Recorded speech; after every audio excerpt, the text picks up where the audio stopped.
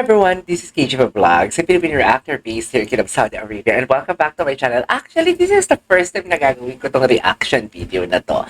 Stalking David Licauco's Facebook. Kasi nga, nakuha ko na ang term na tinuro nyo din sa akin. Ang ibig sabihin pala ng sinasabi ko, yung tipong kahit sa butante, yung tipong sa mga survey, yung mga ganito, ganyan, mind conditioning ang tawag doon. Tama nga naman, oo, nawala. I really don't know bakit na may mental block talaga ako lately. Dahil siguro ang dami ko ng work.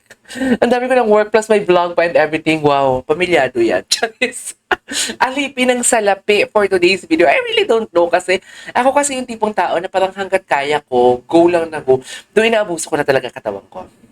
Nasasabi ko talaga, inaabuso ko na talaga. Katulad ngayon, 8:30 na ng gabi, kakatapos ko lang mag-reaction video na 19 videos upload. Tapos ngayon, meron na naman ako. But for today's video, ewan ko nawawala. Pag mga Kimpaw, pag Tagalog, nawawala ang pagod ko for today's video. So, tingnan natin ang mga post dito ni Gunoo. Isa-isahin natin to kung paano niya tayo kinokondisyon, kung paano niya tayo minamind condition. Charis for today's video. 'Di ba? Yung ginagawa niya sa atin, actually yung sabi ko nga 'di ba, ang ginagawa nila sa atin, 'di ba? Si Barbie at siya, minamind condition nila tayo. Minamind condition talaga nila tayo. Yan yung ginagawa nila for today's video. Yung tipong ayaw nilang pag-usapan sila, pero ayaw naman nila na pag lumantad sila, yung tipong pagchichismisan sila. Gets nyo ba yun? Yung tipong ayaw nilang pag makita sila, pagchichismisan sila or magugulat ang mga tao makakita sa kanila. Kasi minamind condition na nila tayo eh. Though ayaw nilang i-chismis sila or ayaw nilang pag-usapan sila, pero ayaw nilang pag nakita sila, magugulat ang mga tao sa kanila. Gets nyo ba yun? Ganun ang eksena nila for today's video. Ganun ang eksena dati ng Kimpaw. Tingnan mo yung Kimpaw. Okay, share ko lang sa inyo kahit wala kayong pake. Share ko lang sa inyo. Ang Kimpaw, they started kasi si Paolo, hindi ito ha, kasi, actually, naka-video call ko yung mga kalinlang nila. Si Nanay Ruby. Naka-video call ko yan. And at the same time, a very close friend of mine is friend sa mga Araneta. And yung mga Araneta na yon, friend din yun kina Lotlot de Leon. So, parang a very friend of mine, magkakasama yan sila palagi. So, may kiniklaim kasi na isa sa mga anak ni Lotlot, hindi ko na pangalanan kung sino, syempre, kasi idol ko din naman yon. Chinichismis na girlfriend daw si Pao. Doon nagkaroon naman sila ng project together. Ito, kwentuhan mo lang muna tayo. Kwentuhan tayo kung paano ko masasabi na katulad. Kung anong ginagawa ni David ngayon, yung minamind condition nila tayo, parehas na parehas ang ginagawa nila ng Kimpaw. Okay? Tapos, kung anong ginagawa ng David ngayon, ng Barda ngayon, yun din yung ginagawa ng Katden. Charis, nagtatago. Oh, alam mo yung si ang Barda, love team sila, nagtatago sila.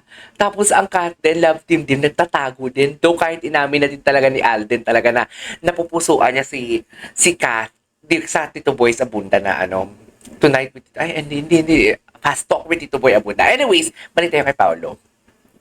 Si Paolo kasi, chismis yan na girlfriend niya daw si ganito ganyan. Pero alam ko talaga na hindi. And during the time, paumpisa pa lang ako ng Kimpaw. Kinikilig pa lang ako that time. And then, so ito na, iba ang chemistry ng Kimpaw. Sa totoo lang, iba. They started from the scratch talaga. Na parang unexpected talaga na team up. Although, Barda nga, unexpected din kasi magkaaway sila, di ba? Anyways, ang nangyari dito sa Kimpaw, sunod-sunod ang project nila. Katulad din ng Barda, sunod-sunod ang project nila. And then eventually, tapos na, di ba, ang What's Wrong with Secretary Kim, tapos na andin lang. Dear, tumahimik sila bigla. Tahimik sila. Okay? Walang parinig sa Facebook. Pero, may pa-workout. May pasapatos na mga picture-picture. May mga ganun silang eksena, be. May mga ganun. Tapos may pa-workout sila. May pa-jogging sila tuwing Sunday. Hindi mo kaya. Hindi mo kaya. Kung ang Kimpaw ay workout, ano na ba ngayon yung Kimpaw? Ano na ba sila ngayon? Si Kim nag-celebrate ng Christmas sa Tagaytay. Sumunod ang Paolo nyo. Charis! Sumunod ang Paolo nyo for today's video sa Tagaytay. May mga resibo. Charis! Ganyan yung atake. Ganyan yung atake nila. Minamind condition nila tayo, kunwari. O diba, kung hindi mo perfect sa tao, bakit si Kim, kasama yung pamilya niya, bakit ano si Paolo? Abilino si Paolo, hindi naman Chu. Charis! Kung mag-i-invite si Kim ng mga friends, sana kasama si Bella, mga best friend niya and everything. Kahit sinong friends. Pero bakit si Paolo na yung bisita nila? Tsaka yung mga staff niya. Di ba? Exactly, di ba? Tapos si Paolo usually kasi talaga sa Baguio yung nag-Christmas. Yes, in Christmas tayo. So, ang ginamit nilang pang mind condition sa amin ng mga Kimpaw is yung workout nila. Yun. Tapos nang pumunta, syempre na-practice niya yung utak namin, sila na yan kasi there's something special. Hanggat na nag-celebrate na ng Christmas, hanggat na nanood na ng movie. Silang dalawa, nagpa-black screen sila sa movie ni Vice Ganda. Dalawa sila, Imagine. Diba? Bakit ka magpapa-black screen? Si Kim, maintindihan ko magpapa-black screen siya. Pero bakit kasama si Pao? Di ba? So, wala naman silang kino-confirm. Pero, alam mo yung sinasabi ko sa inyong mind conditioning. Ganito ang eksena nila. Kung ang Kimpa workout sa kanila, ito kay David and Barbie, sagutan sa Facebook. Sagutan sa Facebook. May quote si Barbie doon somewhere sa may window. Tapos David naman, si David naman yung hot. Tapos yung mga pa-exercise, yung mga BB, mga ganon. Where na you? Something like that. Tapos yung pumutok yung kay Sanya. Yung, ang daming barda na nagalit about kay Sanya nga. Tapos, nag-picture si David na parang, only me here. Something like that. So parang ako lang mag-isa dito. Wala akong kasama or wala akong kinakasama. Yun yung, yung tawag nito, yung, how do I say this? Yung sa utak ko. Yun yung parang, laman ng utak ko or interpretation ko, should I say. Anyways, tina natin, David Licauco. Hindi na siya, wait lang, actor, athlete, businessman, David Licauco for inquiries, MS Bulataw at Gmail, and network.com. Okay, dito hubadero siya. Hubadero siya for today's video. Gusto niyo ba makita? Charis! Hubadero siya. Kaya before, hindi ko din gusto si David Licauco Kasi F-boy na F-boy talaga ang datingan niya. Wala pa yung nagustuhan ko lang talaga siya sa Maria Clara de Ibarra. Pero hindi ko talaga siya pinapansin dati kasi iba yung niya, parang F-boy. Pero ngayon, putang ina. From Hubadero to Santo Niño, hindi mo kaya. Hindi mo kaya for today's video. Asa na siya? Ay, bakit? From Hubadero to Santo Niño for today's video. Hindi na popokabait siya. Di ba hindi sila magkasama ni B? Hindi sila magkasama ni B. Picture siya ganyan. Papakabait siya. Parang ang meaning ko nito, hindi ba tayo magkasama? Malayo ka man sa akin. Nagpapakabait ako. I just want you to know. Charis! Charis Pempenko! Charis Pempenko na tumba patis na ngayon for today's video. Diba? Ganyan dapat tayo mag-isip. Diba yung tipong think before you click or think before you speak? Kailangan talaga naman bago sabihin, alam mong ibang interpretasyon na ng ibang tao, magpapalit na si David kasi andyan siya sa simbahan. Ganyan yan. Pero yung katulad ko talaga matatalino, Charis. Yung puro malisyo, yung puro chismis ang utak at malisyosa, yung malisyosa na utak. Isipin mo niyan, ang ibig sabihin niya, nagpapakabait siya. Nagsasabi siya kay Barbie na nagpapakabait ako for today's video. Ikaw lang sapat na. Charito Valderrama. Chas! Ay, nako, ano pa yung mga picture dito? O, diba? I like your hat on me. Putang ina, diba? Sabihin niyo kay Clay, pinakita ko niya sa TikTok compilation ko, Pinakita ko niya sa TikTok compilation ko na ang cup na yan, kay Clay yan, kay Barbie Fortesa yan. Diba?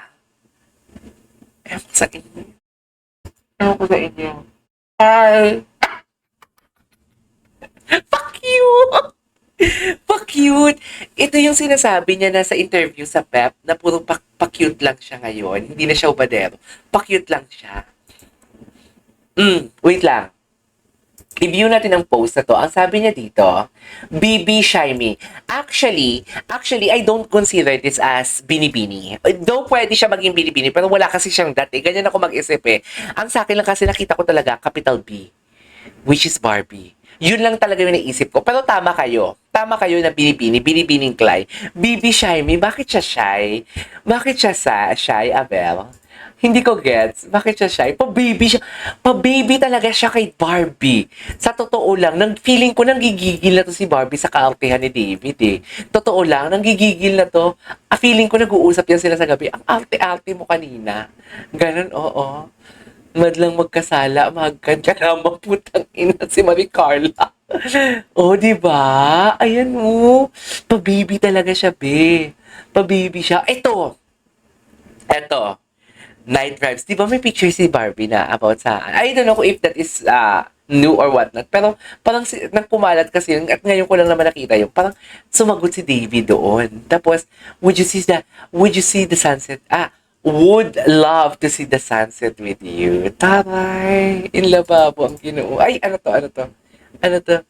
8 boyfriend moments from the video that made fun swoon when Manila. Okay.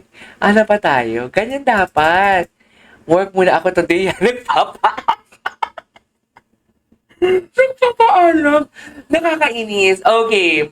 During this time, ito yung kasagsagan ng chismis ninyo kay Sanya, di ba? Ito yun yung chinichismis nyo si Sanya nung sabi ko, huwag nyo naman i-bash and everything. Ito ha, alam mo kung para kanino to, kasi hindi nga sila magkasama ni Barbie. So, ina-update niya, tapos parang hindi tayo mag-away-away. Nas kay Barbie lang talagang attention niya. Kaya nag-post siya ng ganyan. Ang ano ko dyan, ang analysis ko dyan, na parang ang sinabi dito ni David is parang, nagpapaalam siya kay Barbie. Okay, nagpapaalam siya dito kay Barbie. Yun lang talaga. Wala nang iba. Okay, upo muna ako. Anyways, what's next? Ano pang next? Kasi kung kasanya siya nagpapaalam, kasama sila, bakit pa siya magpo-post? Diba? Ano pa? Ay, ano to? From practical ang mga sinasabi ko, no? Ano ba? Parang it's a long time process for me. Pati na natin to. Designer Faves with David Hi, Licao. preview. I'm David Licauco, and today I'm going to be sharing with you guys my designer favorites. I'm not a big fan of buying mga luxury items. Talaga? Whenever I purchase a luxury item, parang it's a long process for me. It's a long thought process. I ask myself several questions. Number one, siguro, Yes. would it spark happiness, joy, contentment, and satisfaction for buying that product? Number two, is it aligned with my financial goals? Ay, tatay. Number three, Ganun talaga siya. what would it make me feel when I wear that luxury item? Oh. Number four, siguro, I also consider the investment aspect Investment. of the item. Hmm. Okay, my first one would be my Rolex Ay, tatay. Submariner. Sa Mariner. Siguro yung thought process Wait of lang, buying balikan this. na lang natin yan ha. Kasi parang wala ang parinig dyan. Dito tayo sa may chismis. Business kasi yan yung kay David eh. Ayan o, ito o.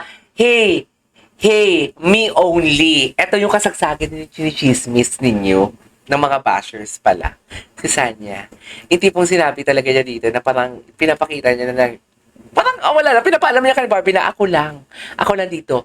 Walang ibang kasama. Walang ibang ka-eksena. I mean, wala akong ibang nakikita. Or wala akong ibang kasama kundi ako lang. Parang sinasabi dito kay Barbie na basta pinaparinggan niya. Sige, sabihin na natin pinaparinggan niya na huwag kang mag-alala, ako lang. Ako lang dito. Something like that. Parang behave siya. Charis! Wisit ka, Davey. Kung kailan talaga nag-single si Barbie. Koya Korea. Ano pa next? Ay, ano to? Reels to, ha? POV, me as your date. Tangina ka talaga. Papansin talaga siya kay Barbie. Papansin talaga siya. Papansin talaga siya. As in. Nakakainis. Ang gwapo niya kasi. Nakakainis siya. Ay, anong caption niya dito? Hindi ko ito nakita. Hindi nga ako nakalike. You wanna know how you can tell? Wait. You wanna know how you can tell if you're meant to be with someone? It's simple. Just sit and have conversation when you're meant to be with someone and they truly are the one. You just sit, start talking, and if it happens, sonata will begin to play. Bakit may ganito siya drama? Bakit may ganito? Dati naka-brief lang to na magpakita ng kilikili at magpabukol ng kung ano man pwedeng ipabukol niya for today's video. Bakit ganon? Charis! Ang lala mo, David. Promise. Wait lang. kain ka to. So, ay, ito na. Ito na, oo. Ba't parang kamukha ko yung kapatid niya? Napanood na natin to. O, tinunsan. Tagal mo mag-reply. Malandi ka, napanood na natin yan. Diyos ko. Anyways, itira natin to yung iba para sa live. Uy, gustong-gusto ko to. Good morning. Gustong-gusto ko talaga yan. Wala lang. Good morning lang. Good morning lang. Ingat ka. Bye-bye. Wisit ka talaga. Morning. Wisit ka talaga, as in. Bibi, oh. Lang. Mabi ba? Ingat ka. Bye-bye. Wisit ka talaga, Bibi talaga. Sabi ko sa inyo, may Bibi, oh. Wisit. Wala lang. Good morning. Ingat ka. Bye-bye. Wisit ka talaga, David. Nagiging comedy ka na tuloy. Anyways, there you go guys. That is our for today's video. Our David Ticauco rating or analyzing the post of David Ticauco for today's video. Basta for me, kung ano man sasabihin ninyo, hindi ako maniniwala. I mean, may source man ako or wala. Dear talino lang talaga to. Charis, hindi email lang. May source man ako wala. Kung itong mga actions ni David, isipin ko talaga towards Barbie. Kung kailan na-break si Barbie, kung kailan walang boyfriend si Barbie, diyan ka eh. At ito yung mga post mo, tapos sasabihin ng mga bashers para sa ibang babae yan. Hoy! Hindi siguro. Manhid kayo. This is KJ for Vlogs. See you in my next vlog. Bye!